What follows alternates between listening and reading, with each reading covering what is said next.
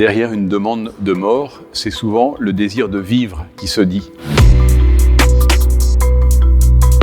Ce petit passage de la déclaration que les évêques de France viennent de publier à l'occasion du débat parlementaire sur la fin de vie nous dit quelque chose de très important, c'est que quand les personnes malades en fin de vie sont prises en compte vraiment dans toutes les dimensions de leur existence, humainement, physiquement, psychologiquement, spirituellement aussi, eh bien la demande de mourir en général tombe.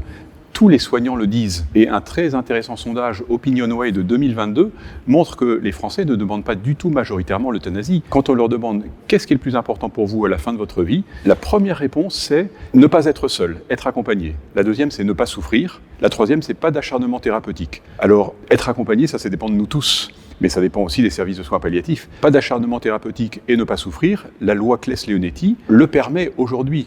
Et les progrès de la médecine palliative permettent que même les douleurs réfractaires, qui sont celles qui nous font le plus peur, soient résolues par la médecine, grâce en particulier à la sédation réversible et puis, dans les cas ultimes, à la sédation profonde et continue. Donc, au fond, ce qui compte et ce qui dépend de nous, c'est de prendre en compte la personne, de l'accompagner, de ne pas la laisser seule. Et en général, quand elle se sent aimée, quand elle se sent attendue, elle n'a plus envie de mourir, elle a envie simplement d'être accompagnée.